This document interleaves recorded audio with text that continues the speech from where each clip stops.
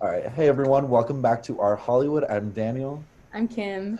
And oh, go ahead. You can introduce the guest for today. Okay, well, our topic today is how fashion can make or break a film. And I actually specifically asked Chloe to be like on this one Hmm. because it just made sense. And Chloe is my friend from school. Hi, Chloe. Hi. Um, so oh my God, I don't think I've ever done the interview questions. No, it's my high school newspaper experience Yeah, that yeah, pops off when we start doing these. yeah. But I do you want can't. to do it? No, No. you can Okay. do it. I don't know how to do it. I don't know why you're so rattled by this. Yeah. Okay. So Chloe, do you want to tell us a little bit about how you got into like film and everything, and what you're majoring in too? Because you guys both go to the same school, right? Yeah. You used to, I Yes, guess. used to. Okay, my name's Chloe Sulewski. I'm a sophomore at Cal Lutheran, and I'm studying art with emphasis in design to try to go into costume design for film. Um, Okay. So yeah. perfect. Hmm. That works out so well. How did you guys meet? Like on class or what? Do you even know? Oh, okay. So we have a mutual friend, Ariana, I think. And then because Ariana was one of my like senators, and then I just really like Ariana, and then I saw her hanging out with like Julia, and I saw Chloe, and then it's just like, I think just social media. I think we started talking through like Instagram, That doesn't. I think we did Okay. but too. we went through the same school. We went to the same school, but we started talking through Instagram. And then I told Ariana one day, I was like, oh, like I'm going to Melrose if you want to come. I was like, you can bring Chloe too, because like we just were talking through the internet. So I was like, I mean, we go to the same school, we might as well just like Uh-huh. meet each other. And then she brought Chloe, and then like Okay, fun. yeah. That sounds So like it's like internet friends, but also like yeah. we literally lived on the same campus. Okay, yeah. So And then you mentioned that you wanted to go into like design. Do you want to talk a little bit about what kind of got you into costume design more specifically, like why you like it so much? Yeah, so okay. So my whole life I've always loved clothes. I never really like not for a while when I was younger, it was never really for myself. I kind of just liked like seeing what people were wearing or like in movies. I would be like, oh, like it was always the clothes. It was always about Hmm. what they were wearing, which I thought that was a normal thing for everyone else. But most people were like, okay, like yeah, it's a pretty dress. I was like, no, but like look at all the little things. They're like, no one cares. I'm like, okay. So like I like when I was younger, like that's kind of where I noticed. And when I was younger, I was more into history. Like I wanted to be a history professor when I was little. Weird thing for a kid, I know. But so I would watch a lot of historical movies, and I would always look at all the outfits because like historical like costume is one of my favorite parts about costume and all that stuff. And that's when I kind of noticed when I got a little bit older, my brothers started doing like youth like Shakespeare plays and stuff, and I would go with them because I was like I don't know like 12, 13, and I remember one day they said they needed help with costumes. They're like, you know, you guys just make your own costumes at home. And I was like, oh, mom, I can make Jack's because I've been sewing since I was 8. So I made my brother's costumes and I realized how much I liked it. I was like, wait, this is kind of fun. Like I kind of like designing costumes. And then I think I was like 12 or 13, 14 maybe. And I was like, I should go into costume design. That'd be cool. And then I didn't. And then I kind of like left I was like, you know what? I'm gonna get a history degree first. We're just gonna get an actual degree, quote unquote, and then move and then maybe do something like that. And then I went to Cal Lutheran as a double major in history and art because I really liked art too. And I've been an artist my whole life, so I was like, let's do both. Then I realized how much I hated being a history major because I do love history, but I was like, this is disgusting. There's no especially at way. Kalu. Yeah, so I still love history and historical costume, but then I met Professor Raffi at our school, who was a costume designer for film, and I took both of her senior costume classes as a freshman, and I got A's in both of them. But yeah, so and I realized how much I liked it, and I was kind of like, you know what? I think I want to go into design for film, like costume for film. I think I would really like that. So that's kind of what I've been and I definitely think the movie that inspired this was the Cinderella live action with Lily James. Oh, When okay. I first saw that, I was like, I, that was right before I started doing the costume stuff for my brother. So maybe that was around like 2014, Hmm. 2015. But I remember seeing that. I was like, that's what I want to do. That is what I want to be able to design and make. So yeah, that's the movie that inspired it. And then that was kind of like the journey too that like went to that. So like history and then I was history and then art, and I just dropped the history major. So now I'm just an art major. And then I made an emphasis in design. So That's Yeah. what's cool. If I'll give Disney one thing about those live action movies, they always translate the animated versions to the live action versions so good. Like Like they look so costume-wise? yeah. Yeah, okay. Like the cartoon version is like very simple. Yeah, And then yeah. when they translate it to live action, they are completely different, but they still are the same costume. Yes. Sorry, I just when she mentioned Cinderella, I was like, okay, that makes a lot of sense Yeah. because the They're- costumes in that movie are like, yeah, they translate so good. And the To colors live and the action. stepmom's like green dress. I Mhm. remember seeing that green dress. I was like, I Dad. Okay. Well, with costume design, I think what we all are like on right now is like it really immerses an audience to the world that you're in whatever film it is, whether it's like a period piece, whether it's like a fictional world, or like literally just like Lady Bird, like suburban Yeah. Sacramento. Like everything matters. Like I think it's really overlooked, and I feel the same way as Chloe. Like when I was growing up, I was always like kind of into fashion, and I would always like pay attention to what they're wearing, and I feel like not normal. I guess it's not that normal as we think, but it's like a subtle way. I always, whenever I'm thinking about films that I want to make, one of the first things I think about is costume design. Yeah. Because it is a way to say something about your character without saying anything at all, which we'll get into as we like delve more into this episode. But I had to have it all sectioned off because I don't know why I just like reverted back to like college, and I was like, we're gonna make like an outline, like an essay. No, it works. It works. Because I just care about this subject so much, so I wanted to make sure we did it. And there's so many things you could talk about with the subject, but I wanted to like just touch on like really important things that I think would be best capsulated in like an hour-ish podcast. So the first thing is style that impacted fashion trends. First being Clueless, 1995. The costume designer is Mona May, and she has a incredible, iconic rap sheet, especially if you grew up in the 2000s. Like Clueless, the movie and the TV show. Lemonade Mouth. Rami Michelle's high school reunion, The Wedding Singer, Night at the Roxbury, Enchanted, Cheetah Girls, One World, The House Bunny, which is, I love that movie. Camp Rock 2, etc. She's incredible. What in the world? She's really awesome. Is that Enchanted like the Amy Adams Enchanted? I'm pretty sure. I love that movie. I'm pretty sure it's so Amy much. Adams Enchanted. That movie's because it would fit under the aesthetic of all these other movies. They like, now that I'm looking at this list of movies, you can tell it's the same costume designer, but I never put that together. Yeah. So specifically for Clueless, it was okay. So thinking about the cultural times is really important when it comes to these. So the movie came out in 1995, right?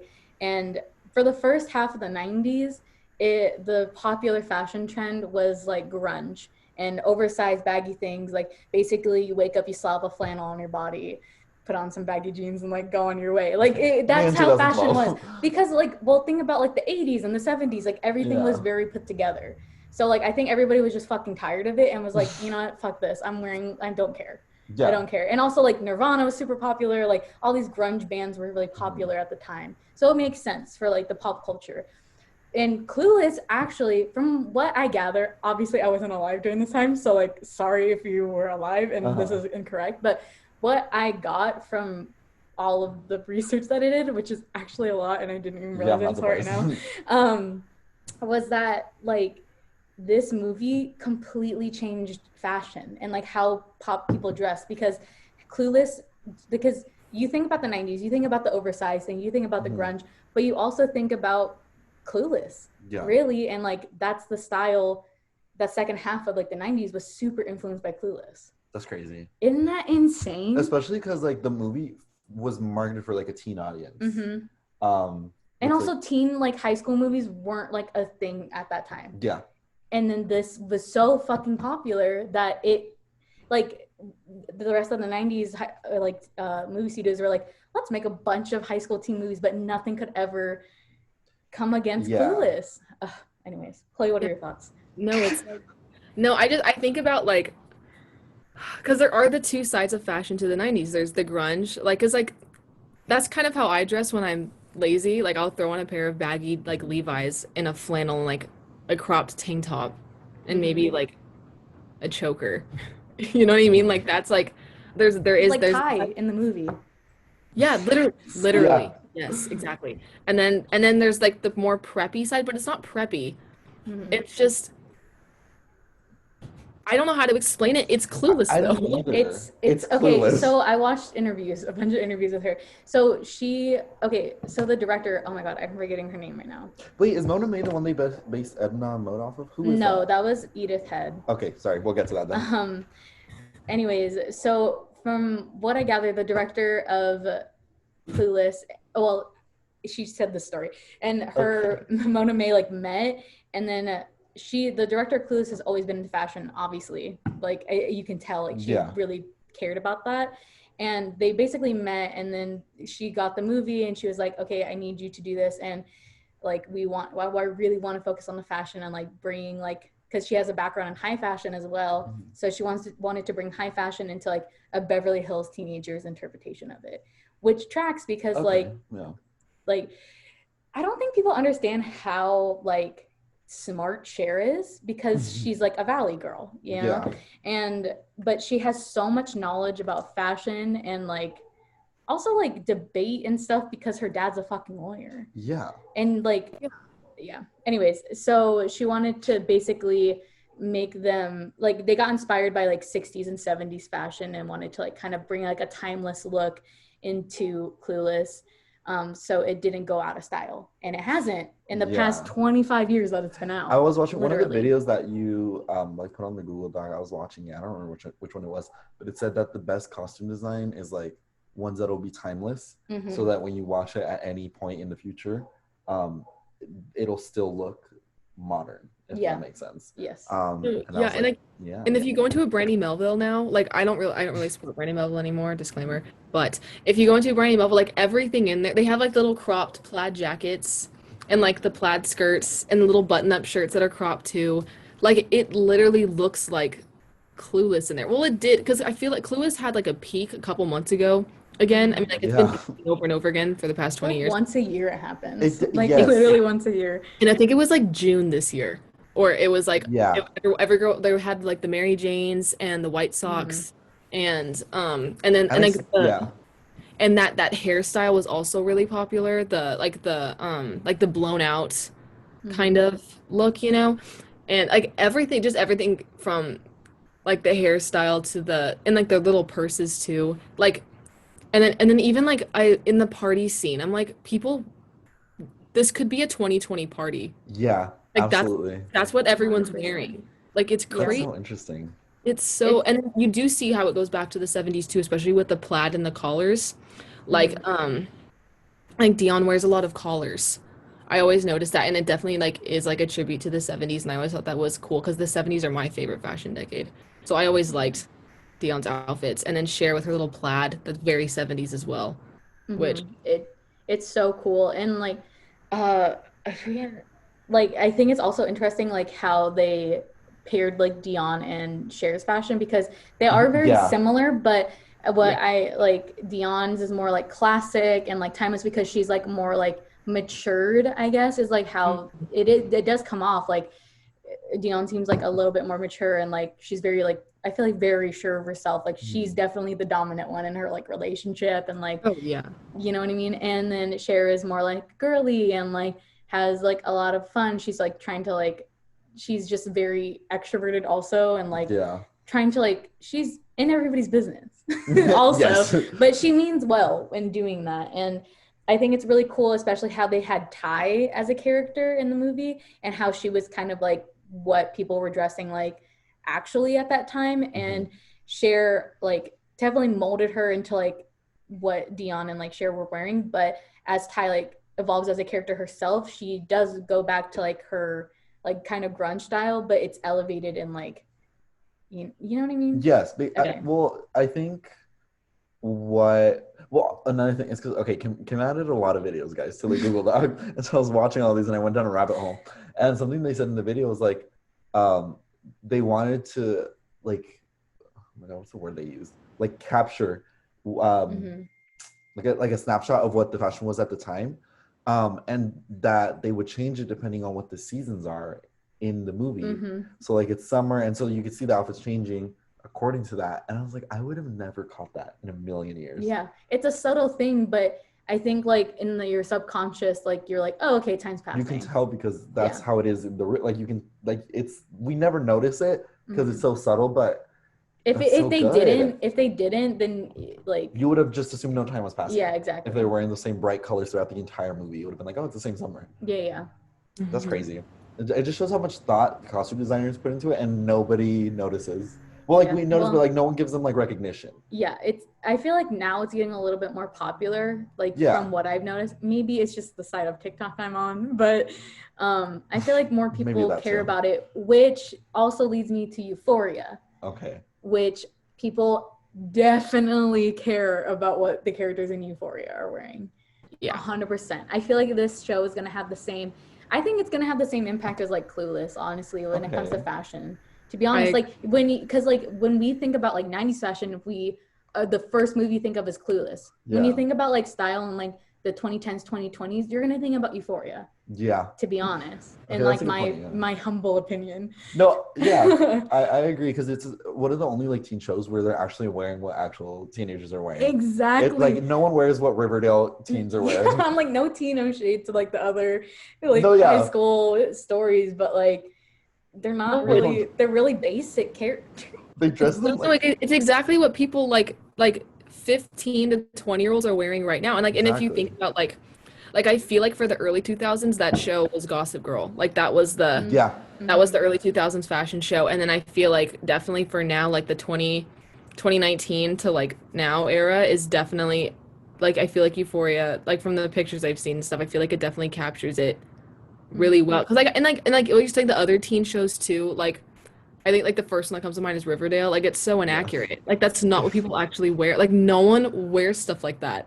No. It's so unrealistic, and like I get it because it's like a comic book and they're trying to like kind of it works for their like more weird world, but it also does not make sense. They had such an opportunity to be like Euphoria, like in inspiration, like fashion wise, but Riverdale started in like 2016, I think. So they never had true. The chance. 2016 the year for fashion. 2016 was not that. And they just kind of had to stay in that world because they were there, so they were like, "Well, let's go with this." That's really annoying. But I love about Euphoria. Oh, sorry. Go ahead. No, I'm just thinking about if I was walking around in like something like Cheryl from Riverdale wore. I don't know, like something that Veronica wore. Like if I just if I like went to the grocery store in that like they do, like that would be so weird. Like I mean, if I wore something from Euphoria, it would be a little more normal. Like it would still be a little like out there, but it would still be like. But you'd be like, oh my god, that girl's like super fashionable. Yeah. Yeah. It wouldn't be like, why are you wearing a circle skirt with a sweater and a collar and a pearl necklace?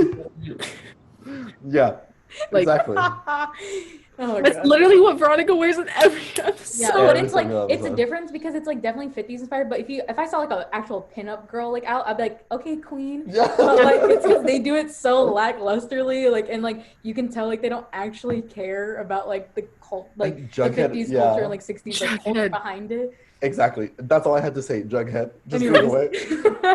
Like, not the Riverdale slander. No, okay. Listen, it works for their show because it's like a comic, like they're cartoon characters. I know what? Yes. But compared to Euphoria. 100%. It blows it out of the water. Anyways, it's so bland compared to Euphoria. It's just like. Where's the flavor? Yeah, exactly. What I love about Euphoria is how it seems like a very collaborative set in general, just from like all the videos, every single video that they put out, I watched. Yes. Okay.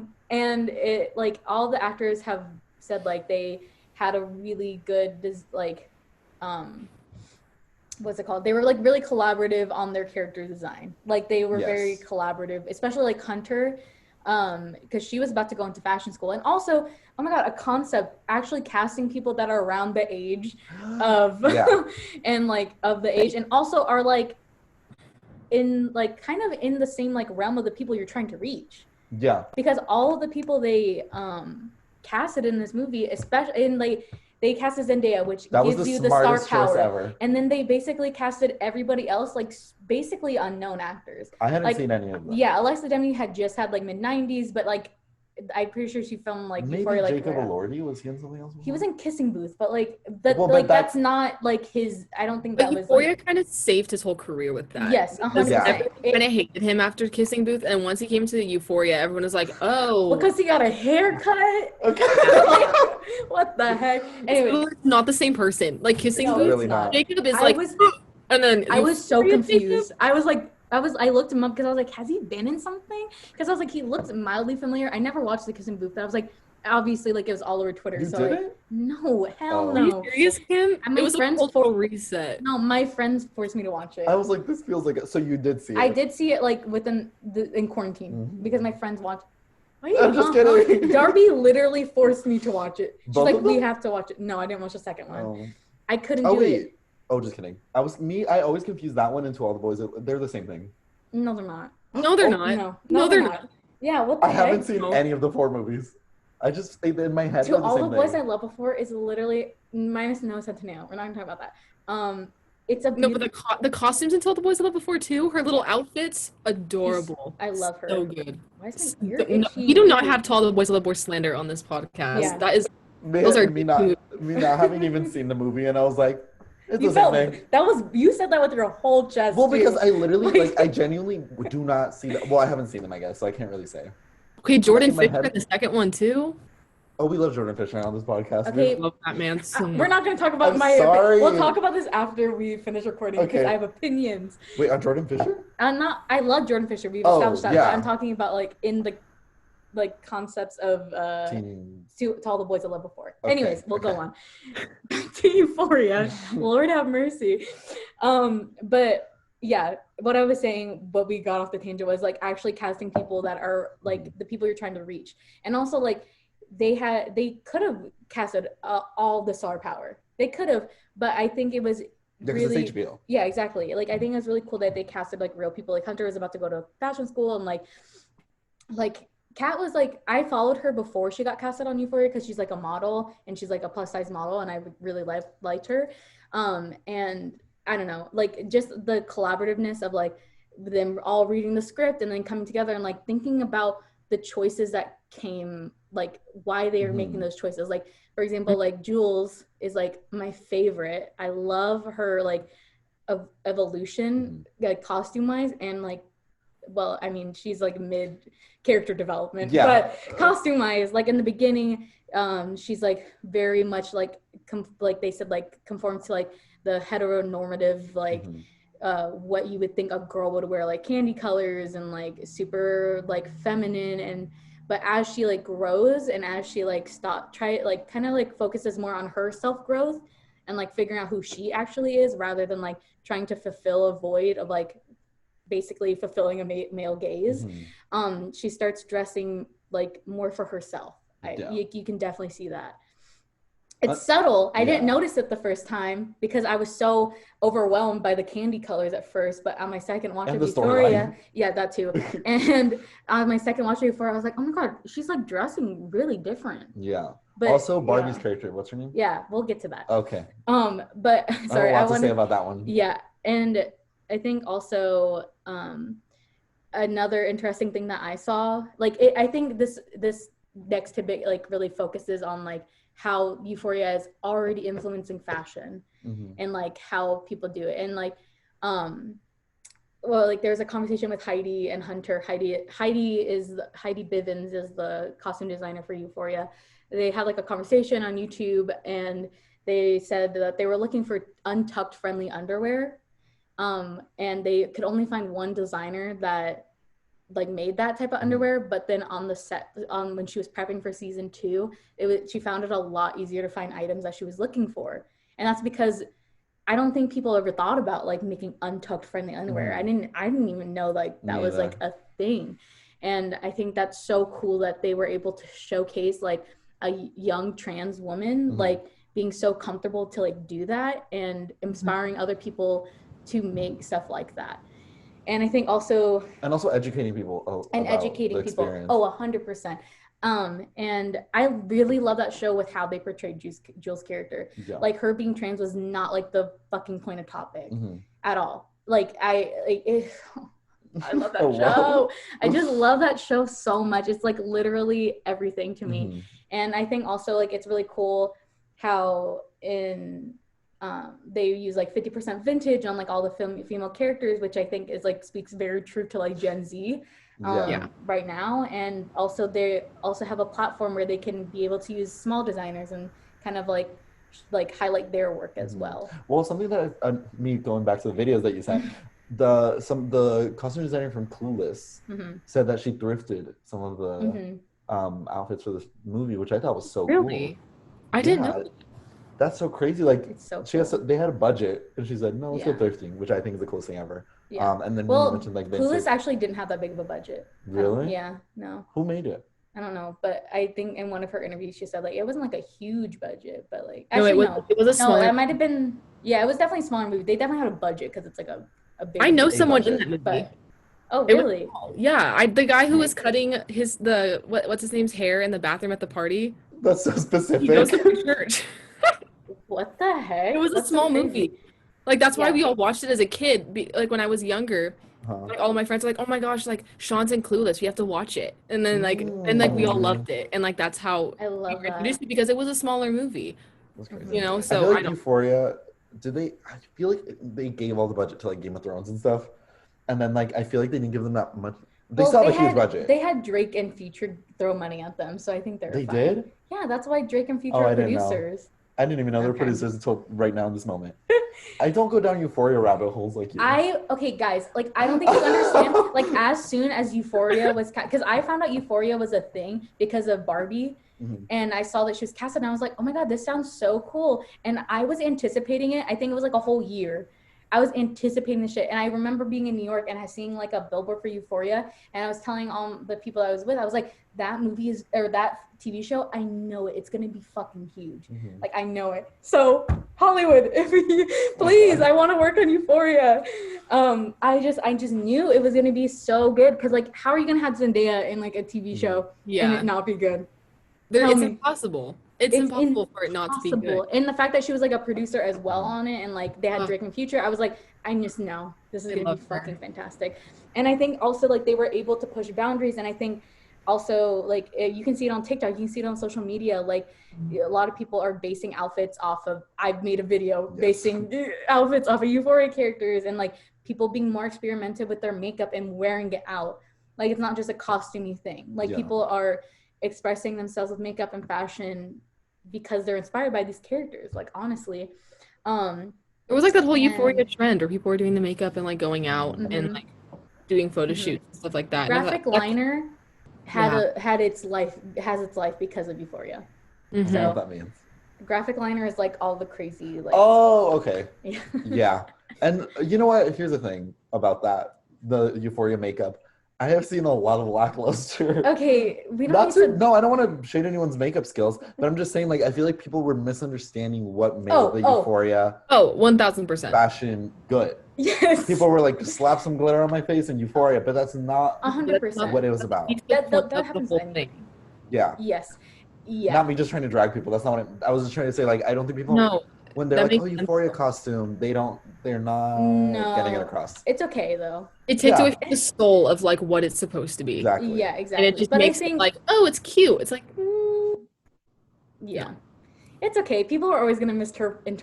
Absolutely. 100%. But you know, it means a lot to the people that like I don't want to say get it, but like get it. Yeah, don't be one of those. I guess. I don't know. I guess like understand more, I guess, that like because I think also like Euphoria talks a lot about like different types of people that aren't represented, like Kat. Yeah. Kat, like literally my entire struggle, like basically from like high school to like now essentially was like I wasn't comfortable with my sexuality because plus size women are never empowered sexually on the screen. Yeah. And Kat was pretty much like the first person that I saw that was like unapologetic about her sexuality and like really owned it. And honestly, like it was super inspiring, to be honest, for me. And I also really like her transformation. I think that's why I get so defensive over her when people are like, Kat's a fucking bitch. And I'm like, Maddie's literally in a toxic relationship. You think she's mentally like all there too? The hell? They're both, everybody has their issues. You're getting red. I know, but it makes me so angry because like, I think everybody like goes on about like how Kat and like Maddie had the argument at like the table. And I'm just like, bro, they're both did shitty things. But that's what makes it such of a good show. It's like everyone sucks. Everyone sucks kind of. Yeah, but that's like being a high schooler. Literally. That's like reality. Like no one's a perfect person. Like we're all like that. Exactly. Like, and that's why I'm like, yeah, I think that's why I defend Kat, because I'm like, yeah, she's like, but like you always make mistakes, especially when you're just getting into your sexuality. Yeah. Because you just want to experience it all. Mm-hmm. Like you just, because like that's what we're shown. And then like, I don't know. And like her becoming like, because before she was like kind of like shy and like was like whatever, like she was whatever. Anyways, you know. Well, I think there's also something to say about how plus size women are portrayed in movies. Because, like, for example, just the first one that pops up in my head, how fat Amy, that's what the character's name, how they dress her on Pitch Perfect is so unflattering. Oh my God. Rude. Everything's a fat joke down to the costume. It's supposed to like focus on her stomach. Pissed me off. That when I watched Pitch Perfect when I was a kid, I like all the stereotypes. I was like, this would not pass in 2020. Yeah. Like it's like it's kind of funny now. Like it's an old. It's like, oh my gosh, this movie. Yeah. You know, like and kind of. But like the whole thing with Amy, I was always like the fact that she even had to say, like she had, like that she said, she was like, oh, I call myself Fan Amy, so you guys don't look skinny people, like you don't do it behind my back. Like, I mean, she wasn't wrong though. No, like, okay. She wasn't wrong at all, but it was sad that she even like that even happened. But that's like comedy is like it's like a social commentary. Well, like in the last one, she's like a spy, and they gave her like fun outfits to wear in the last one. So, I know. Well, I'm just saying like how they changed the costume, because I think they noticed that the first one was just not. Well, because like you realize like it's literally fat shaming. Like you're basically fat shaming, and like you're crossing it off as a fucking butt of a joke. And fat people are always the butt of the joke. Always. And like imagine growing up and that's the only media you consume, and then like you see Kat from Euphoria being super empowered. Like oh my God, I cried. I cried. Especially her little speech. I know it's like really, it's been like whatever. Like it's like whatever to everybody else. Like it's like, oh, like I was always afraid of people finding out that I was fat. Oh, okay. Oh my God. Yeah. I have never related to such a fucking statement in my goddamn life. Mm-hmm. And I just love her, and like her being empowered with her fashion. Like I had just gotten in like comfortable with expressing my fashion and dressing how I wanted to.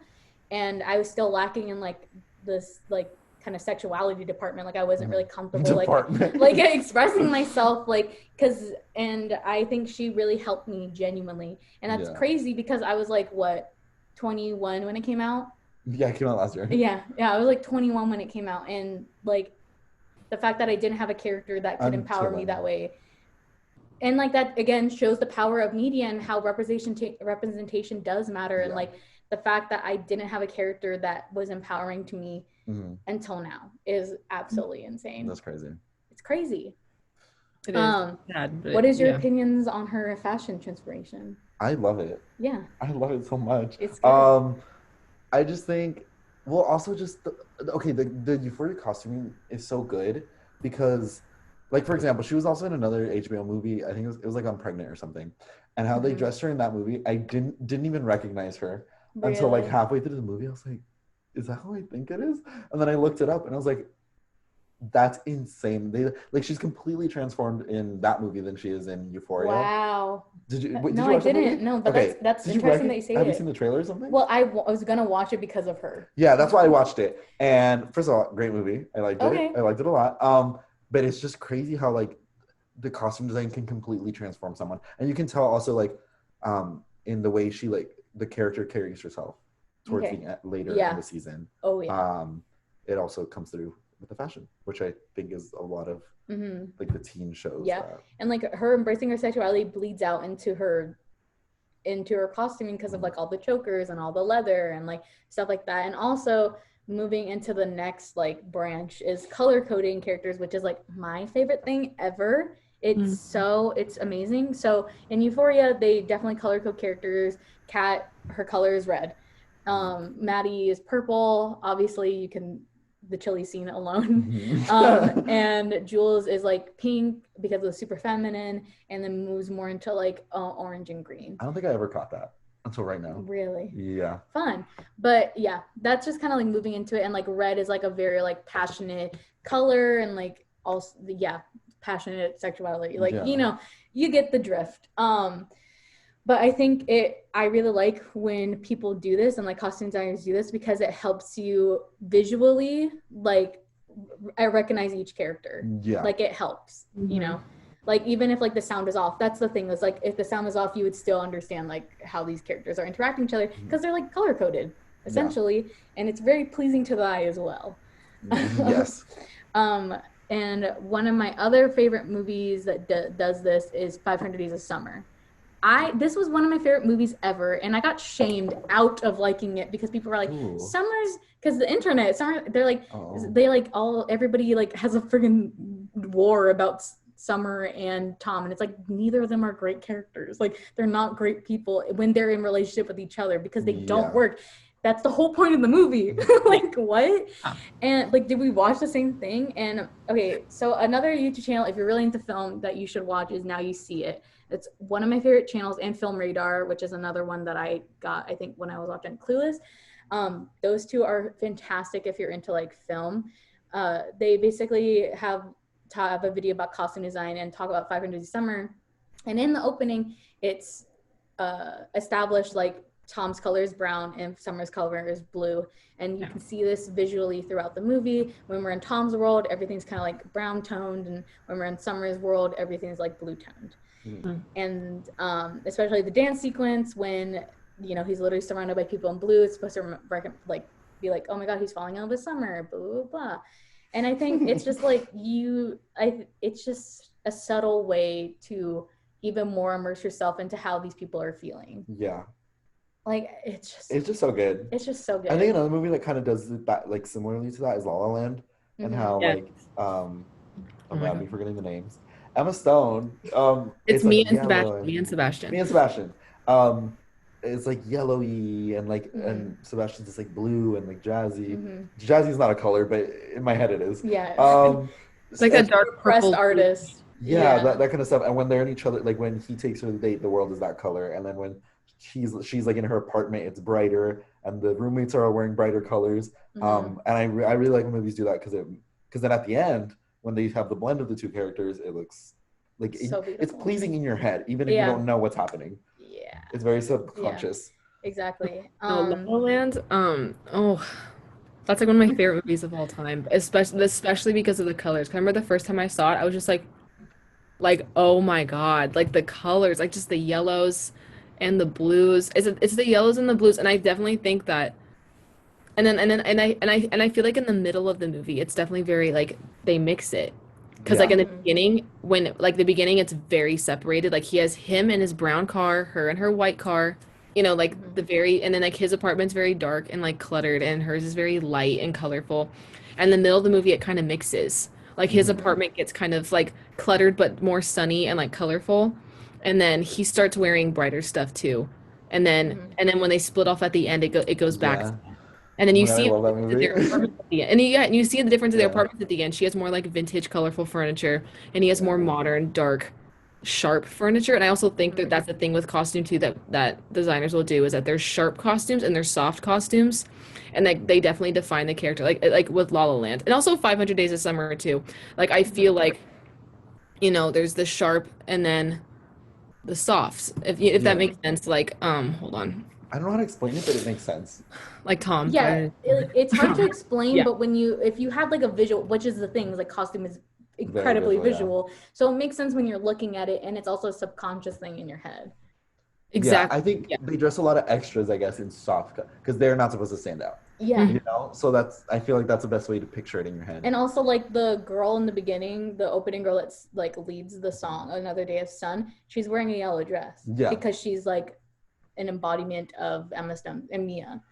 Yeah. Oh my, I saw this thing that the director said that basically everyone in that in the opening number, it was supposed to be like failed people and that they never actually make it. Yep. And that's depressing. I mean, anyway, I love that movie. Like mirrors of the characters in the movie. Yeah. Yep.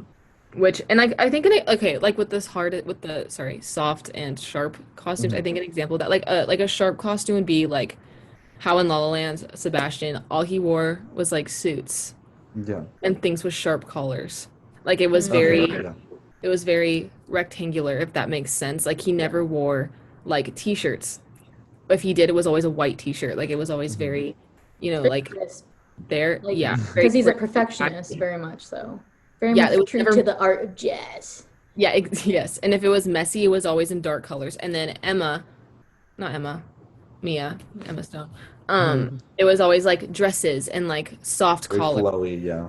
Yeah, like soft necklines and like the green dress she wears when they go to the planetarium and for the observatory. It's and then you can see how she's being influenced by it because you see it gets a little bit sharper. It's more of a V-neck, and all her other dresses in the movie are softer. So I don't know if like that was on purpose or not, but I did notice that. I feel like he's also wearing has to be. Because in the whole movie they directly affect each other, like literally. It has to be on purpose because the costume designer's job is literally to think about those tiny little details. Yes, and so it like makes me so happy. Yeah, it's just so good. Yeah. Anyway, continue. And then he's wearing a lighter colored suit. He's wearing a light brown suit instead of like in the beginning of the movie he was wearing a dark blue suit. So La La Land is. And like I love how it says about. I know I love La La Land too. Everybody like shits on it, but it's like Twitter. Oh, I don't trust Twitter for anything. Everywhere on the internet does. Anyways, because I really like how it says about. I really like how it says about. We don't watch movies to be realistic. Okay, sorry.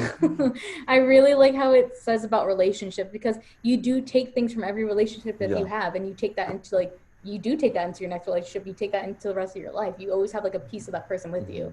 And I really love how they did that. It's really iconic. And also another example, I just want to touch on this because I love Baby Driver. Yes, half the cast are problematic, but we're not going to talk about it. Are they going to make a second one? I don't think they are anymore. I don't think they can. Yeah, no. They really can't. They can't. I love that movie so much. Anyways, so like Baby is like his colors are black and white, and it's because like there's such a stark differences between his life. Like the black is like the dark criminal stuff, and then the white is like when he's like at home and like taking care of his foster dad. And like I think it's really cool that you see it. And also another thing that I watched in the video is like the costume designer, like his undershirt that he like, because he basically wears a t-shirt, like a plain ass t-shirt the entire time. But it gets from lighter to darker as he gets like more into the like criminal world. You know what I mean? Oh, I didn't even notice that. And I love that movie. There's so many good details in that movie. But so that transitions over time, which leads us to like costuming and decades. So this is like kind of meshing the two, costuming and decades, and then also like color coding characters, which is like Marie Antoinette. Another great movie. We love Sofia Coppola. We really do. We love Sofia Coppola. And in Marie Antoinette, like there's definitely phases in her life. So in the beginning, it's like soft, and like there's still a lot of color, but then it moves in like to her party scenes, and like it's super extravagant, bright, poppy colors, like hot pink and everything. And then it goes into like motherhood, where she's wearing like a lot of whites, and then it moves to when she loses her, I think it's a son, but she loses her baby, and then the rest of the movie she's wearing like dark colors. Yeah. So I love that so much. I think with period pieces, the struggle of what they have to figure out is, are they going to do historically accurate, or are they going to do an aesthetic mix with historically accurate? Like the video you sent me, like The Great Gatsby. Those videos are not, I mean, those costumes are not historically accurate 100%, but they work for the world of that movie. Yeah. And it works. Yeah. Like it blends together very well. I don't know, and I love when like history movies spice it up a little bit. But then also there's movies where I'm like, I'm glad we didn't spice it up, because it needs to be 100%. Historically accurate. And I think that, like as an ex-history student, like historically accurate costumes are something that like, I'm like, I'm very attracted to historically accurate costumes. I'm like Marie Antoinette, like the costumes, I think they did a really good job with them being historically accurate down to detail, but also like showing the character through the costume, and I just think that was genius. I think like an example of a movie I didn't like the way they like redid like The Great Gatsby. I agree with. That's one of my favorite movies as well, and I think that the twist one that they did was good. It fit the aesthetic of the movie. One I didn't like was Beauty and the Beast, the live action one. The only live action of Disney's I didn't like that much, only because they made it so English when they could have taken French culture and made it so beautiful in that movie, I feel I like. hadn't even thought of that, yeah. And they didn't. I they could have gotten a French actor. I don't know why it was that hard. But I love Emma Watson. Love that woman to death. But whenever I watch that movie, I'm like, the dress is so plain. Like it's like they could have like it's the same time period as Marie Antoinette. Like those skirts, you know, like with the huge hip things. I forgot what they're called, but like hoop skirts.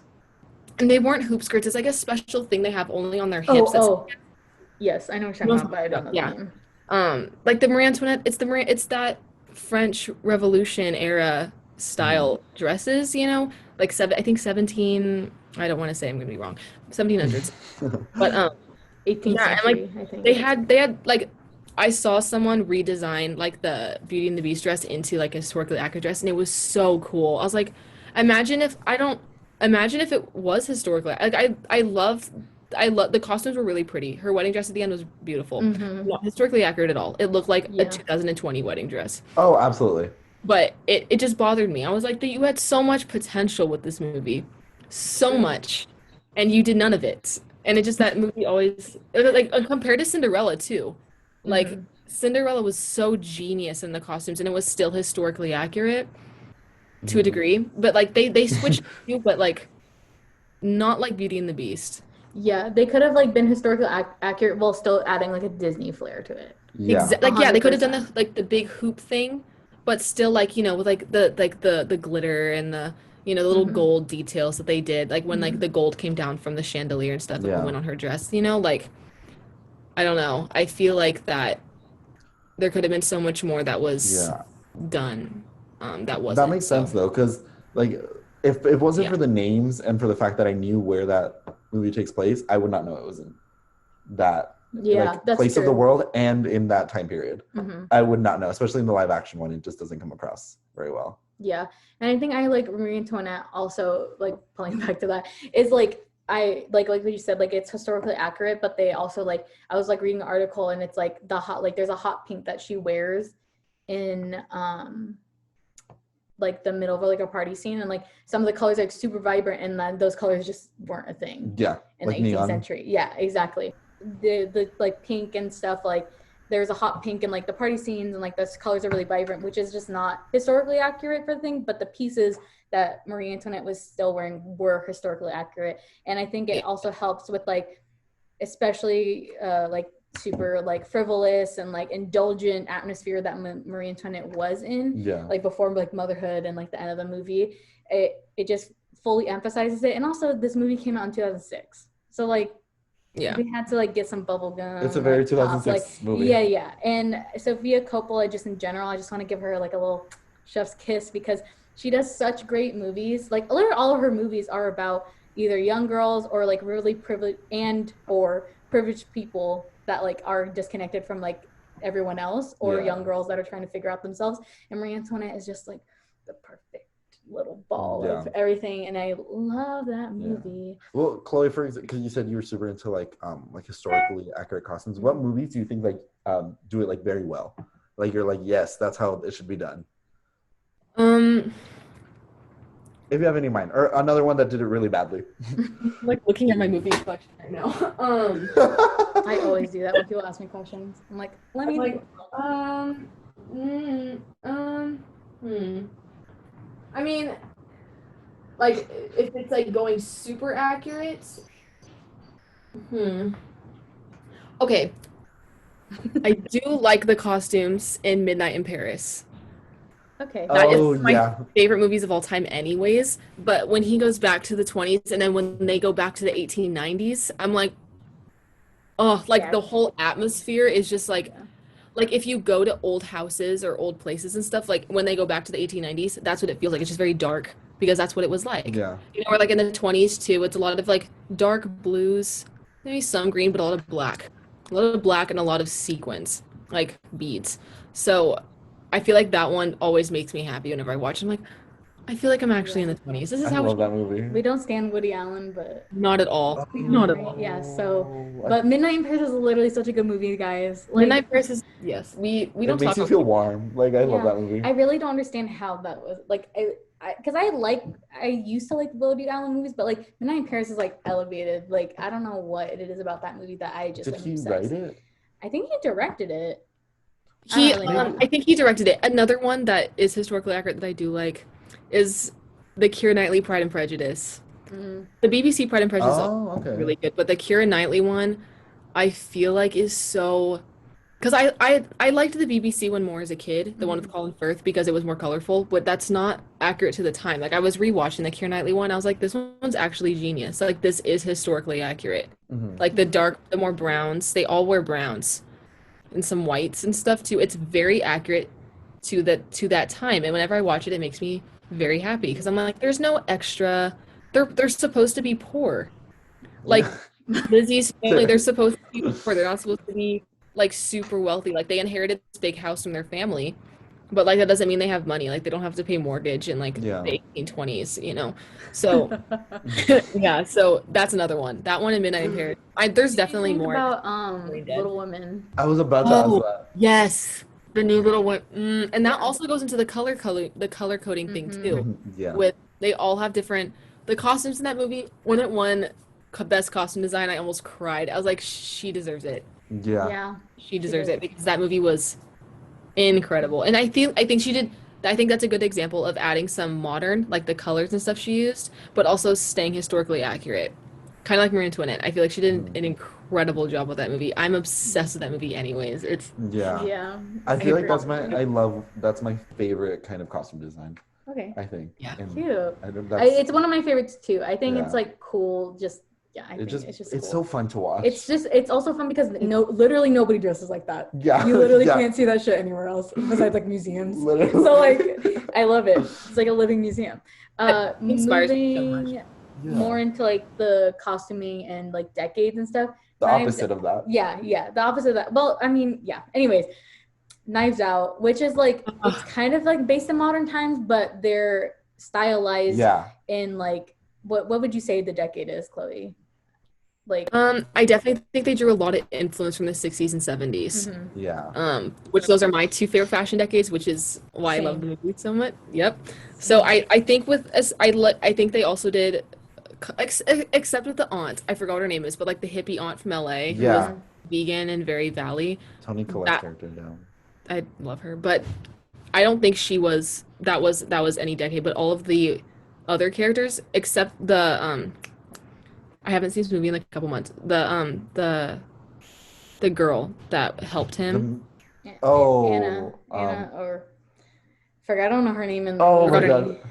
Here's the thing. We don't remember their names, but I can tell you by heart. I can tell you what each of them was wearing. Marta. No, Marta. Yes. Yeah. I think both Marta of those make sense because the aunt isn't related to them actually. Yeah. She was just a sister-in-law, and that's why it's brilliant. Yeah. It was a direct family that had the character and the costume. It's they all look like Clue characters except for her. No, literally. She's like plucked out of LA and like put there, and also her daughter, the Chinese white girl. I forgot her name. The ones who weren't directly related looked so out of place in that house, and it was because they all had the same like 60s, 70s aesthetic, like the sweaters, the jackets, the collars, like the reds, the oranges, and the pinks, blues, and greens. So beautiful. Like, it's the pinks, blues, and greens, the pinks, blues, greens, and yellows that made that movie. That bright pink suit that Jamie Lee Curtis wears That's what I was is my favorite thing ever. And the green suit. The green one too. So good. Yeah, when I saw the poster for it, I was like, because I worked at the movie theater at the time, I was like, I literally have that one in the one where the person's in the chair and they're all standing around. I have that poster in my room. I love it so much. I've been wanting to order a poster for it because it's brilliant. Such a good poster. And I think also like another way, because it's like kind of it's in modern times really, but they are like 60s and 70s styled, it also caters to like how they're kind of like portrayed as like an old money family. Yeah. Like, yeah, like old money is like oil and like whatever, but is it Hardin? Yeah, Hardin's the author. Yeah, Hardin. He has been an author forever, and it's like it is like an old money situation, like because old money people also, like when you think about new money, you think about like tech startups and like whatever, like they're really into EDM or whatever the hell they're into, but old money is like sus, like there's shit going on, there's shit going on down, there's skeletons in the fucking like literally to the fucking floor, like that shit's everywhere, and that's literally that movie. So I love that movie so much. Also, I think Chris Evans. Yes, I was just about to say. I saw a video about, I think it was Ryan, the director. I think it was him talking about it. But he mentioned how all his sweaters are very elegant, very expensive, but because he's poor, right? Because that's why he was so pissed about not having money. If you look at the edges of his sweater, they're tearing because he had to wear them so much. Yes. Like little things like that. I'm like, okay, I would have never caught that. I was literally about to say that's another thing in costume design is like they also have to like take in consideration wear of the thing, and like thinking about like financial background and like how they would actually get ready in the morning and like what their thought process is, and that's why costume design is so fucking sick. Like it's just sick, period. Like, and tell me. And like I think with the old money and new money thing, it definitely shows in that, because like new money definitely like they dress very like to date, if that makes sense. You know, they're very like here and now. And I feel like the old money is definitely like living in a different decade. You know, it's just like the old people who are stuck in the past, who have all this money, they don't know what to do with it, and they still dress like they're in the past. And I love that though. Like the clothes they wear, I'm like, I want to go to some like old money estate sale. I want to go to an estate sale so bad because we're going. Okay, yeah, no, literally, I will drive up to LA and we can like go to a really random mansion in the hills and do that. I would be please, because like I like the collared shirts and the jackets. The jackets alone. The pantsuits, just like the 70s women's pantsuits. And I feel like they showed that so well in Knives Out, and pantsuits are like a thing for me. Like I love them. Yeah, and I liked it also like that it had Jamie Lee Curtis in a pantsuit because she's a powerful ass woman. Oh, 1000%. She was born to wear a pantsuit. Like that is Jamie Lee Curtis fan club is just literally every episode we talk about Jamie Lee Curtis. I just love her so much, and I think she's such a great actress, but like so many people were like reluctant to use her, I guess, because of like what she's been in or something. But when she was in Scream, also she was addicted to drugs at one point. Yeah, but no, I wasn't talking about that. Oh, okay. And then like right after Halloween, they wanted her to do like only horror movies, and she was like she wanted to spice it up. So I think with like Scream Queens and Knives Out, she got to step out of her comfort zone. And thank you to those directors, because the Jamie Lee Curtis fans were fed. Yeah. She's like mom to us. She is I've mom. said this before. She's mom. Her and Meryl Streep are my movie moms. Yeah. 100%. Like there's comfort when we see them. Yeah. 100%. And I met her at Comic-Con. She's so nice. Really? She's so like she just like you just feel happy like around her. I can envision that vibe. Like I can envision the vibe she gives off, and I want it. I want a hug from her right now. Yeah, me too. She smells like oh my god. I love Jamie Lee Curtis. Yeah. I don't remember. Yeah. Okay, sorry. Okay. Let's move on. Should we move on to the next movie? Yeah, okay. No, the phone's ringing. The next film we're going to talk about is Once Upon a Time in Hollywood, which is Chloe's literally bread and butter. So take it away, Chloe. Once Upon in Hollywood is one of my favorite movies of all time. I remember I had never seen a Tarantino movie before when this came out. This was like when I was first getting into film. I had heard of like Pulp Fiction and stuff, but I was like, oh, that's like edgy. Like yeah. And then I remember seeing posters for that, and I love Leo. Like Leo and Brad. I wasn't really that into Brad when this came out, but I've always been into Leo. I wear this Leonardo DiCaprio bracelet every single day. Oh my god. Okay. That's so funny. I love Brad Pitt. Brad Pitt now, I'll get into that. But so I remember seeing posters for it, and my mom's friends, my friends' moms, that's what I meant to say. And they're also my mom's friends too.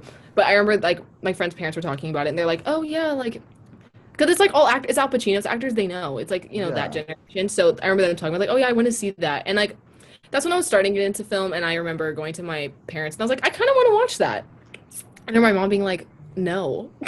Like, Chloe, it's a Tarantino movie. I was like, what does that mean? Like, it just looks good. I like the aesthetic or something. And she was like, no. And my dad was like, I kind of wanted to see it. I like her.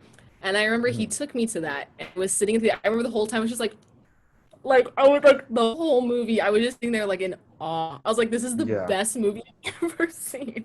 And then my dad walked out, he's like, that was okay. That was a waste of 2.5 hours. I was like, I just was walking, I was like stunned. I was like, what did I just watch? That was incredible. Are you kidding me? Like, just like the oranges and the yellow and like the way it felt like a ski summer day in LA, but like in the 60s. Like, you felt that through the screen the whole movie. Like I felt like I was in LA in the 60s in the middle of summer. And you feel hot because I was wearing a hoodie and I was like, I'm sweating, but I wasn't. It was fine. The movie theaters are always cold. Yeah. But it was, I think it also helps that we like have lived in LA, so we know how fucking hot it gets in LA in the summer. And then I went in the valley. Okay. Yeah, and then I went with Michaela to almost every location in that movie except Spawn Ranch because my mom was creeped out and she was like, just don't do it for me. I was like, okay, I won't. But every single other location I've been to Cielo Drive, I've been to, I'm literally forgetting all of them now. But oh my god, I accidentally stepped upon the house where Leonardo DiCaprio lived. Same. I literally was there on accident. I literally was like, wait a minute. Same. Wait, why do we have the same? I don't know, but I remember because it wasn't okay. We were. It was at nighttime too, so I was like, were we together? No, I was alone. Oh, I was literally alone. Oh no, I was with my friend. Okay, because we were trying to because we were doing what you did. We were doing like a tour of all the locations, and so we were going to all these places. Also, I think Spawn Ranch burned down, which is so sad. Oh, anyway, it did. That's like, yes, it's still kind of there. It's like in it's near Simi Valley, but it's like they didn't film it at the place that like where the Manson family actually camped out. It's like right next to it. That's where Michaela and I were gonna go, and I was like, my mom was like, Chloe, don't for me. I was like, okay, I won't. But like El Coyote, the other Mexican restaurant they went to, Casa Vega, whenever I drive by it on Ventura, I'm like, for anyone who's listening, you should, if you have seen Once Upon a Time in Hollywood, do a day where you go to visit all the locations. If you want to do anything fun for free in Hollywood, just look up like your favorite movies that have filmed in LA and like Booksmart. Chloe, we still have to do Booksmart tour. Booksmart tour is one of the best. It's because it's all in the valley. Like Once Upon a Time in Hollywood is all in Hollywood, obviously, and Beverly Hills, so it's a little harder to get around. But the Booksmart tour it's like But the Once Upon a Time in Hollywood tour, like the Cinderella Dome, Michaela and I went and got tacos at El Coyote. Great experience. We saw where Sharon Tate sat. It was cool. We were like, it was scary, but it was kind of cool. But anyway, let's get completely off track. Okay, yeah. Why did we literally have the same experience? I don't know. I was just driving up in the hills for no reason. Like I really didn't have a fucking reason to. Ew. Like, I don't know. No, I wanted to look at the houses. Oh. Because I sometimes, weird fun fact about me. I like to go driving alone in Hollywood and like look in the neighborhood. No, it's fun. I do that too. Okay. I do that too. Okay. I did it too. What's going on? No, I did it like when I was coming back home before the pandemic. I was like, I'm going to drive around and see how the world is before. I did that too. Did you drive down Hollywood? Because that's what I did. Yes. Okay. I'm sweating. What's going on? Daniel and I are too similar sometimes. Yeah. Anyways. Back to the costumes. Sorry. Go ahead. I like some of my favorite outfits from that movie were there's so many. Was it they're so memorable though. Pussycat's costume with her crocheted top. Pussycat was just an iconic character anyways. But her crocheted top, loved it. I want that top so badly. And then Brad's outfit in that scene, I think the most famous one, he's wearing the yellow shirt and then the yellow like Hawaiian shirt. Love that outfit. And there's then like a shirt under it. I can see it in my head, but what brand is it? It's very basic. It's like red. It's like a ringer tee. No, it's a car thing. It's a car thing. Yes, it's a logo. Hold on, everyone. If anyone is wondering, the Our Hollywood Instagram, we posted like a little thing with all the costumes, and that was one of the ones I put because it's so memorable. Where is it? Oh, Champion. But yes, I don't think it's like Champion spark plugs. Champion spark plugs. So yeah, that costume, and then what was the other? I love the one that Sharon Tate wears when she's going to the movies. I love that one. Yes, That shit, yeah, the Sharon Tate outfit goes, and the Sharon Tate outfit when she goes to the Playboy Mansion with the yellow outfits, and then in the car when she's wearing the headscarf and the little jacket. Ugh, I love Margot incredible. Robbie. Margot Robbie in general, I could go on for hours about Margot Robbie. I love that woman. But everyone in that movie was attractive. Can we like Yeah. every single actor? Like Michaela and I went to a Q&A at the Cinerama Dome with like half the cast there, but we were just like It's like scary. they're all so Person. they're all so beautiful. And then It's Brad really Pitt. scary. Yeah. Brad Pitt is literally like, oh my God, every era of Brad Pitt, I am obsessed. I only go on Me too. I'm obsessed. No, and from then until now, like he's timeless. Him and Jeff Goldblum, timeless, always. This is why Chloe and I get along. This is so literally off why track. Chloe and I get along. Anyways, so we didn't talk about the costume designer. Yeah, well, we were talking about Ariane Phillips is the costume designer. Phillips. And she is literally iconic. For all you Harry Styles fans, she's doing Don't Worry, Darling. Yep. Of course, that's so good. I love her. She's the way really she cool. uses color, the way she uses color and layers. She's very bold, but also very subtle. If that makes sense. Like you see, you're like, oh, it makes sense, but you wouldn't think of it. Like you wouldn't think of it first, but when you see it together, I'm thinking about the outfit Brad wore when they went to Musso and Frank's in the beginning of the movie, like the jean jacket. He did denim on denim, and I didn't realize it till later, and I was like, that was genius. Like he looked so good in that scene, but like the denim one, I don't know. Like if I was designing that, I would never have said denim on denim for Brad in that scene. I probably would have given him like a regular jacket and jean or a regular pant and denim jacket. But she's just the way she thinks with texture. She's really good with texture. On another level. No, she is. Yeah, the way she Fun thinks fact about her, I just wanted to know because I saw her at the women's panel in Santa Barbara. I watched that entire thing, by the way. It's so good, right? Because you were like, go to 16:30 on our outline, and so I was watching it, and I was like, I just sat there watching. Yeah, I was gonna tell you to watch it. You should watch it too, the whole thing, because it's really good, dude. When I was sitting there live in person, I was like, I am so inspired right now. Like all these women are great. If you like live in like Ventura County or like Santa Barbara, I highly recommend if they do it again in person to go to the Santa Barbara Film Festival. It's so underrated, and it's literally like I like going to them. It really inspires me to be a person in film again, especially this woman's panel. But she was there because she was nominated for costume design. Her fun fact when they introduced her was that she was an inaugural member of Time's Up, and she designed the logo for Time's Up. So I thought that was really cool. So I love that. She's very visual. I really like her. I love her.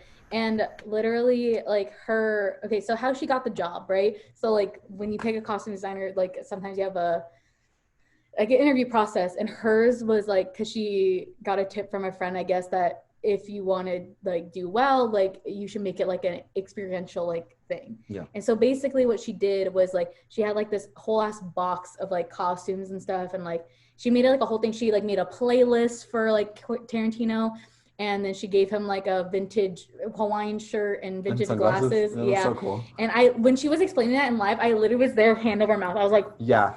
If I was a director and someone did that to me, I would be like, you don't need to show me anything else. No, because I was like, that's something I would do. Like that is literally something I would do. Yeah, I would I was like, that's another because I had been into costumes because I was like in the middle of doing my short film, and I was very particular about the costumes that I did.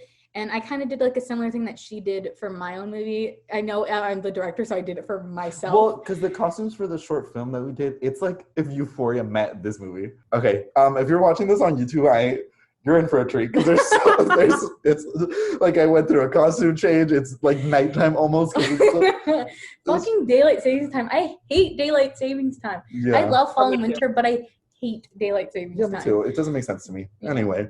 I don't even know where we were. Time is literally a construct just based on time and daylight savings time. Anyway. Oh, All That Glitters, the short film.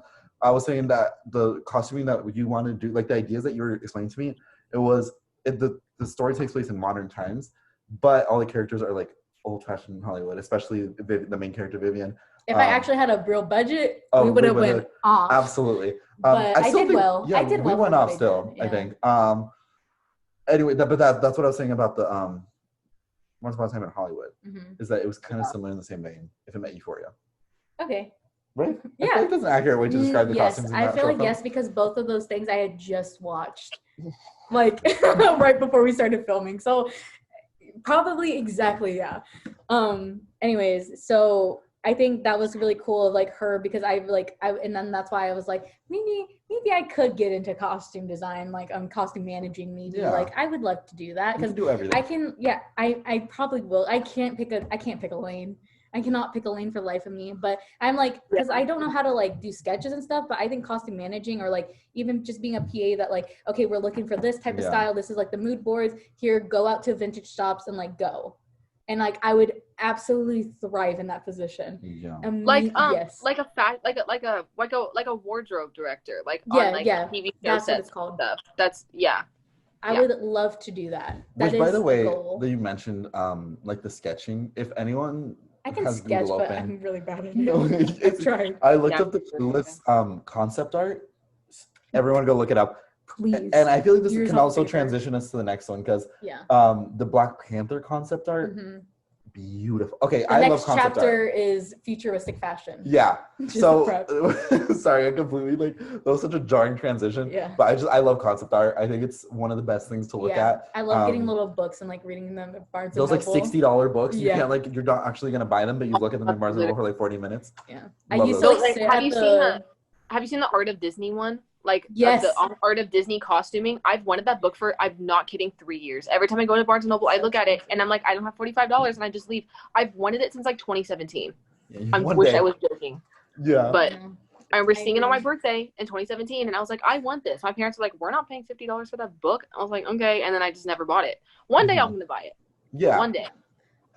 Me with the Star Wars. I love Star Wars concept art. I used to sit at the Starbucks in Barnes and Noble. The East one, the one yeah, oh, Time Ranch. And literally Me too. read books. I would have the stacks of the concept art books. Anyway, I was getting completely like a library. Yeah, it's completely not. They don't tell you what to leave though. They don't though. They don't care. And I barely bought anything. Anyway, okay, so we were moving on to futuristic fashion. So this one is completely different than the last one because it's more of you literally have to make something from scratch because it's new worlds, new like characters that are interacting with each other. But you also have to base it in reality because if you make it too crazy, then like what are people going to grab onto? Exactly. So the first one down is Black Panther, which by the way, the Ruthie Carter, she won Best Costume Design. Well, she was. I think wasn't she one of the first African American female costume designers to win an Oscar? Yeah, I remember. I almost cried at that moment. I was like, period. What in her speech? I think I did cry. Her speech was so good. I think also, I might have too. It was really good. The costume design for Black Panther is one of the best costume designs for anything ever. And listening because to her, it's different. We barely have enough like Black films to like latch onto. I mean, like I can only imagine how important it is, especially when you're in the Black community. Yeah. Oh, absolutely. But what I was saying, the way that she came up with these things, it was like she was basing it off real African tribes and like their patterns, their the culture, like those kind of things, but blending it with what would have happened if like they were never colonized, you know, and how the fashion would have evolved and sort of into the modern fashion that we have now. And how she used 3D printing to come up with some of those costumes, and how like the Black Panther suit, if you look at it like right up close up, it has the patterns of like a tribal pattern on the costume. Seriously, that's so good. I love the costume in this movie. One of my favorite. I think it's the Marvel movie with the best costumes. I can say that without a shadow of a doubt. Whole chest statement. Nothing else comes. Like when you think of Marvel costume design, I mean, like the suits, sure, but they got them from like the comic books. But I'm like, if you think of Marvel and costumes, the first thing that comes up is Black Panther. I mean, what else are you gonna? They're literally genius.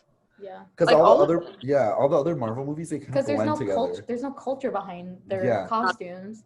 Like what, Iron Man? Okay.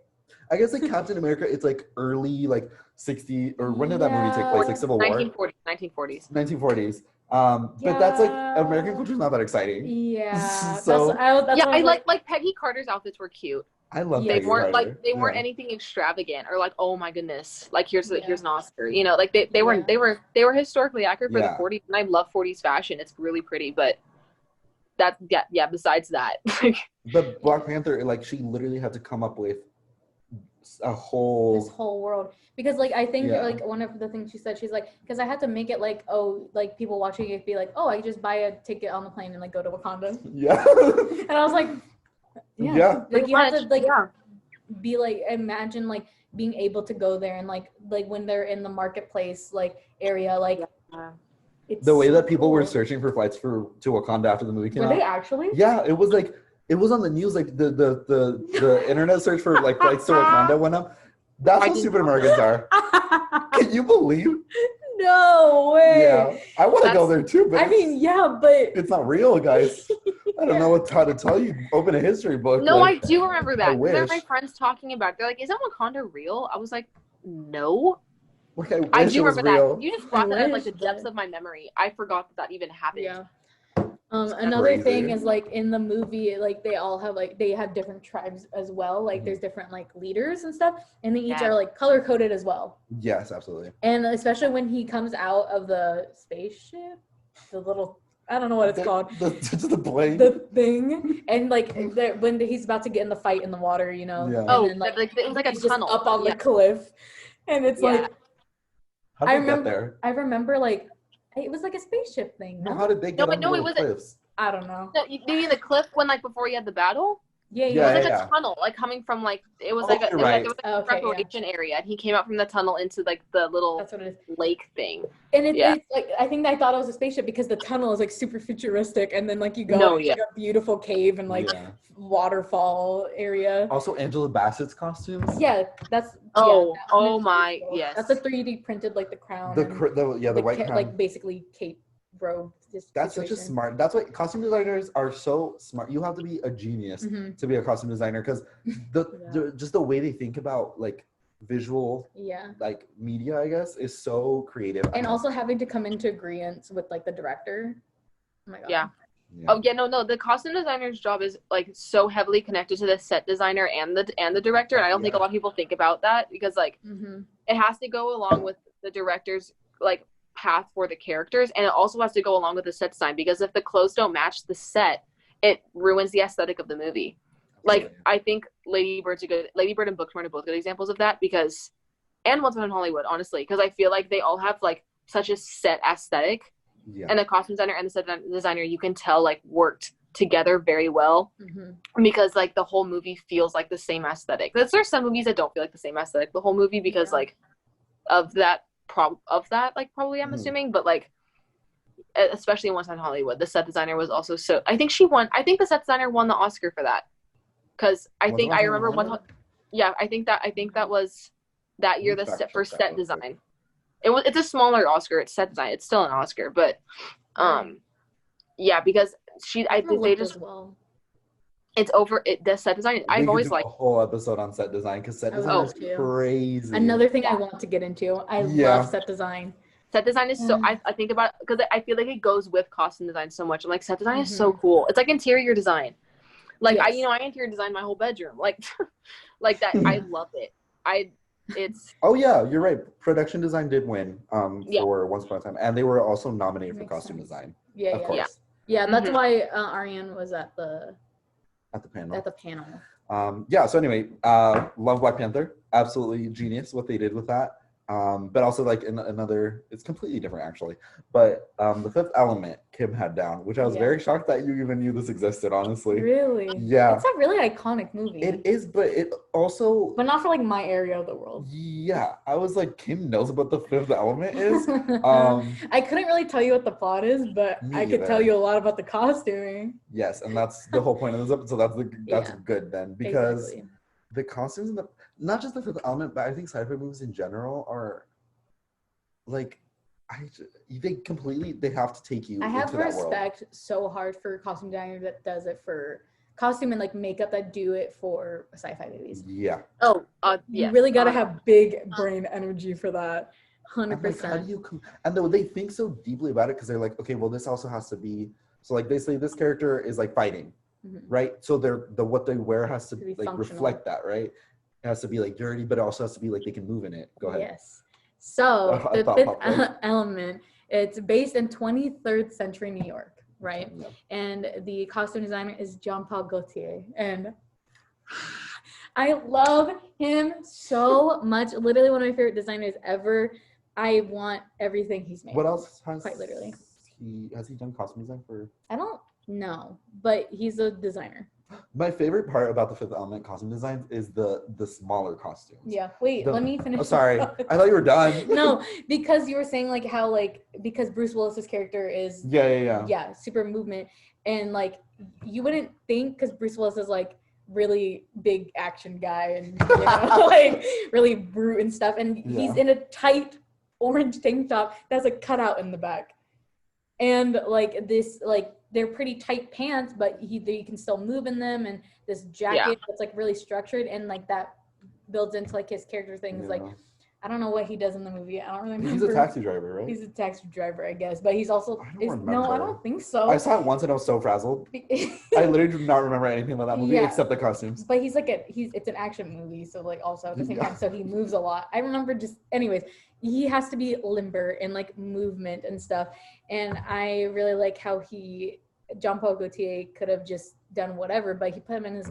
tight orange tank top that like, but he can move in it. And also it shows off his muscles. Yeah. And I think that's a really important job that's overlooked of the costume designer, because I feel like when people think about costume design, they think about like, oh, like they just get to like pick out the outfits and like, you know, like do color coordination stuff. But like a thing that the costume designer also has to find the materials. Like Ariane Phillips just posted like a whole wall of fabric samples for Don't Worry Darling. And like, 'cause you have to find like fabrics that look good on camera, that like textures that go together. And then you have to think about like, I remember Noelle was talking to us about this in my costume class. Like you have to think about fabrics that move. Like if there's a dancing scene and they're dancing, but they have to wear normal clothes, you have to pick out a fabric for the pant, or you have to find a pant that they'll be able to move in. And they're like, they'll be able to sweat in without it being like sticky and uncomfortable. Like if there's a dancing scene and they're doing jeans, you're going to want to find more of a cotton denim and less denim, because cotton is more breathable. Denim is not as breathable. So like things like that. And like, you know, like with the tight pants thing too, like if that's the look they're going for, you have to find, like, you have to go on this hunt for that fabric or for that material, for like that. Sounds so fun. Right? Yeah, it's so cool. And like you find like swatches and like samples and like stuff like that, and like it has to be breathable, like it has to. And like with shoes too, I feel like not a lot of people talk about shoes in costume design because that's part of the costume, and you get to find the shoes that work with that, like that scene, or like they might have to like change shoes to ones that work better. That's I don't know, like with, I feel like dancing comes up a lot, and then running and dancing, they have to be wearing shoes that look good in the scene but also are like possible to do those things in. I feel like that's a part of costume design that's overlooked a lot, but is so important to like the production of the film. So like the little sorry, go ahead. Sorry, I forget which character it is, but I think he's wearing like a rubber suit. Like, oh, I don't remember. Which is so I was gonna funny. say something about rubber too, where she's wearing that weird little like, is it bandages? I don't know what it is. It's supposed to look like bandages, because like when she has the rebirthing scene, the things come over her, and it's just supposed to be like, oh, like the like bandage to cover up, but then he made it into like such an iconic piece. He really is. And the orange hair. Yeah, and the orange hair is really so good. And I think just like Jean-Paul Gaultier in general, like he puts so much attention to detail, and there's so many extras too, because you're in New York and there's a bunch of people, and literally I watched like background or like little videos of him online, and he literally he looked at every single extra. He literally looked at every single extra and was like, okay, tilt this, okay, take this, and he literally looked at every single extra. The McDonald's costumes? Yeah, the McDonald's costumes. His concept art, if you like concept art, you gotta look at Jean-Paul Gaultier's. And I just think it's so cool. And also, we couldn't talk about Fifth Element without Ruby Road. Absolutely. So Chris Tucker, I remember I was like the background thing again, and he was like, I was like really confused by the costuming. He's like, it's nothing that I've ever worn before, but when I put it on, it helped me so much to get into character. And I think that's another thing that people overlook in costume design, is like the costuming that you're in helps you identify with your character. Like exactly, tying it back to like Euphoria, she wears like the burgundy coat, and you don't figure out until the end that's her dad's coat, and like that's why she always has it on her. Like there's like emotional attachment, and then like Ruby Road is like supposed to be like a like Prince, like Janet Jackson, Michael Jackson type of character, and of course they would be wearing she or they would be wearing like these extravagant, iconic I love costumes. the cheetah print, the cheetah print thing, and then like the roses that come out. He's like a bouquet. The costume design in that is so good. It's so good. But yeah, I think like you were saying, like in the sci-fi world, I think when you are in these completely made-up worlds, it sometimes for the I don't know, I've literally never been an actor in a sci-fi movie, but like I feel like you be completely immersed in this, and like they have like words and like custom that you aren't real, you know. So I feel like the costume is like the last touch that they need to be fully immersed in it.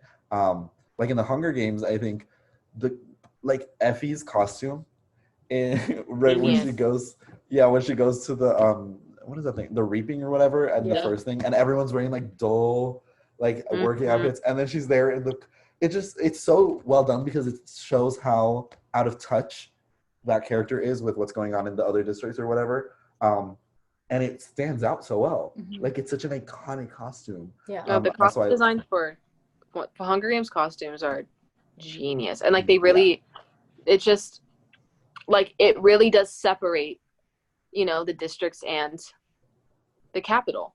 Like it is capitalism at the same time. Like they're also making they're making a political point with the costumes as well. Like this is how ridiculous the 1% looks. You're like, they're not aware of everything else, all the other problems going on, and then you go back to all the smaller districts like District 12 or Katniss and stuff, and like you know, they're wearing what they can, like all they have, because that's the effect capitalism has on the world. But like I like making political statements with clothes, and I think they did that so well in the Hunger Games. And Suzanne Collins, she could not have made it more obvious when she called the Capitol. She's like, guys, it's right there for you.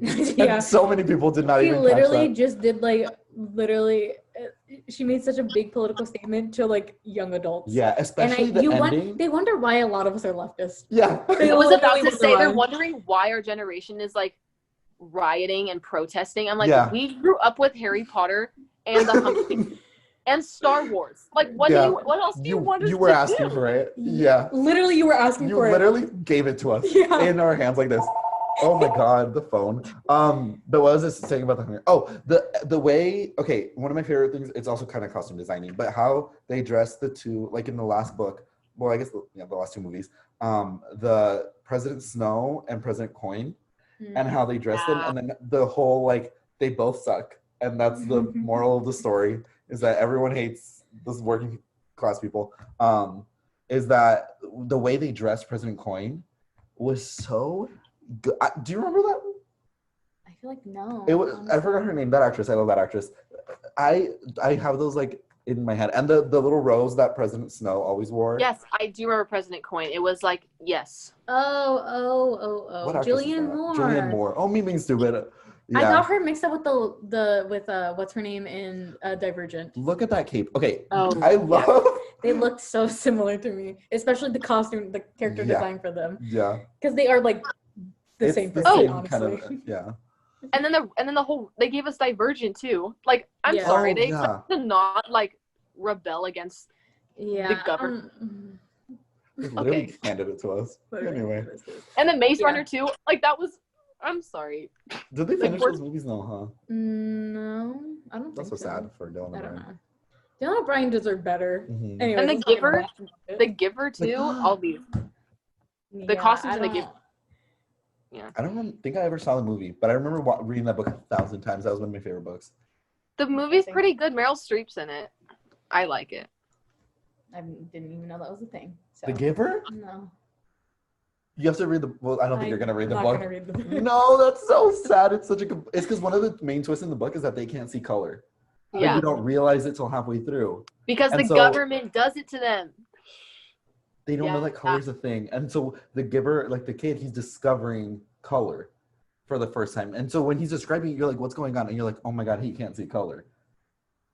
And the way the writer like writes about it is so genius. Like you're like, this is what it's like to not see color. And in the movie too, it's Brenton Thwaites, however you say his name, and like the costume, like the way.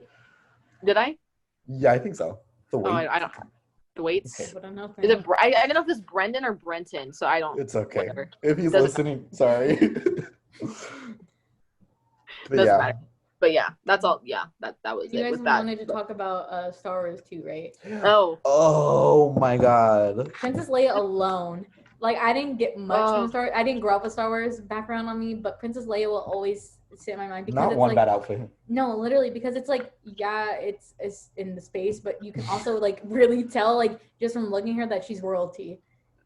Oh, And absolutely. it's just so smart. It's so simple as well. It's so simple, and like this is only talking about the original 3 movies. We're not going to talk about the prequels or the sequels. But the original 3, the ones from the 80s, like you can, like 70s, you can see the 70s and 80s influence in their costumes too, which I think like the strong shoulders and like the bold colors. I feel like her white dress is so simple, but like the statement it makes with like the boot, you see how 70s it is, with she's wearing like white go-go boots. Belt. And the belt, I love the belt. Also, I didn't realize how complex the hair was until I saw it from the back. But there's like a whole braid going on back here too. I never noticed that. Oh yeah, like, wow. There's the buns go all the way back here, and then she has like, I used to have really long hair, and I would try to do her hairstyles. And there's this one where she has like a braided bun, and then a braid hanging down. Genius. Like, and the way the hair goes with the costumes too, like how it balances it out, and like the amount of layers and patterns they use, like especially later on. And then also the way that they designed the Jedi robes too is so 80s. Like, I don't think people like the way it goes in a V, you know, like the straps go in a V right here, and I think that shows like from the shoulders to the waist, and like it's just the 80s influence of the movie. Like it's an 80s series, like you can tell, but the way they twisted it into something like modern, and the colors they used weren't really 80s at all. It was a lot of browns, whites, blues, and like reds, you know. And I think that, you know, I think the lightsabers were a very 80s touch. I think that just like the laser swords, like that's the most 80s thing I've ever heard of. Down to the sound. It's the most 80s thing ever. But it's so good, you know. I don't know. Like the whole aesthetic of the movie is so like all over the place. Like we have like sandy sci-fi and then space sci-fi, but then also like 80s like electro with the swords, like not lightsabers, but like it's just, I don't know, like those movies raised me. I've been watching those since I was born. Also, so, like the costume design for the villains, for the Empire, and how they're all uniform, but they're also based off Loki, like military uniforms, and also like in the newer ones, there's like they were like blending like Nazi imagery into the costumes and the set designs for those. It was so good how they did. And also the way people still don't get those movies. I'm like, hello. They're literally for kids, and you still don't get like the basis of it. I don't know. I love the Star Wars costume design. I think especially when it comes to futuristic fashion, like everything is grounded in the reality that like it's the movie was made in, like 80s, and like also like they have freedom to like be retrospective, because like maybe also some of the themes are like from a different decade, so you kind of have to like subtly incorporate that into the costuming, because like movies do better when you show and you don't tell, and costuming is a great way to do that, which is why more people should take that into consideration. I hope anyone that listened to this and maybe wasn't as aware of it before, definitely look up your favorite movies, look up who did the costume design for that, see what other stuff they've done, because it will make sense. Everything starts to click as soon as you see everyone's jobs and what they do. And also like watch like interviews and videos of how, because there is, for every movie there is, of how they came up with these stuff, because it's so interesting, and the detail they put into it deserves to be recognized. I think 100%. Like, because like I feel like when you think about movies, you only think about the actors, directors. That's it. But it's literally a big ass group project, and that's it literally is every movie. That's what it is. So like, if we didn't have the costume design, if we didn't have the set design, if we didn't have lighting, what would these movies be? Literally. Makeup, so like hair. Exactly. And if you're like thinking, because I feel like some people watching this are like trying to see if they want to get into film, like, and this is something I didn't understand like before I went to college, is like looking up like these departments, because and like there's interviews, YouTube and the internet is at your disposal.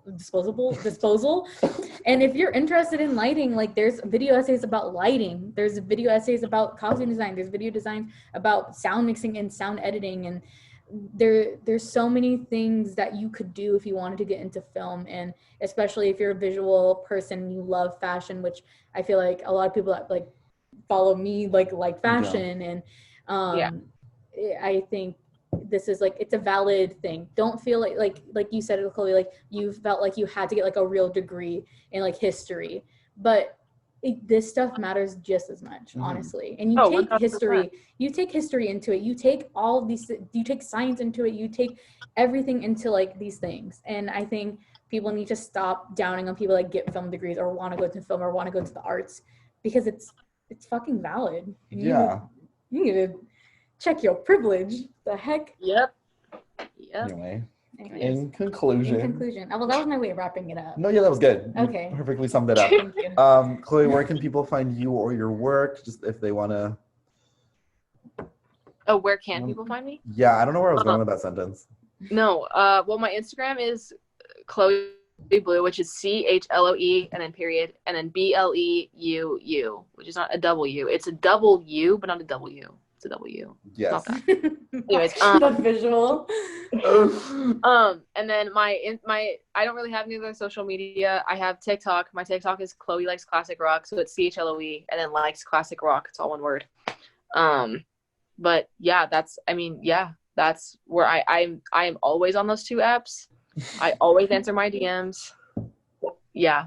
I need to get better answering my DMs. I'd be living people on for like 2 weeks. I'm like, I'm so sorry. Anyway. We know. Anyways, thank you, Chloe, for coming on today. Thank you, everyone, for listening. If you made it this far, we talked for so long. Good. I mean, this is honestly one of the most interesting podcasts we've done. Yeah, because it's very niche. It's very specific. Yeah. But there was a lot to say, I think. So yeah. Oh my God! By the time this comes out, we're probably gonna know who president is, which is terrifying. Oh, this is gonna come out on Monday, which actually maybe not. I don't even know at this point. To future all of us that are listening, hopefully you're doing good. Yeah. Just checking on you. It's hard not to be on social media all the time, but also take something to do for yourself. No matter who gets the president, we still got a long road ahead. Yeah. And yeah. Yeah. Have a great week. Stay safe, everybody. Wear your mask.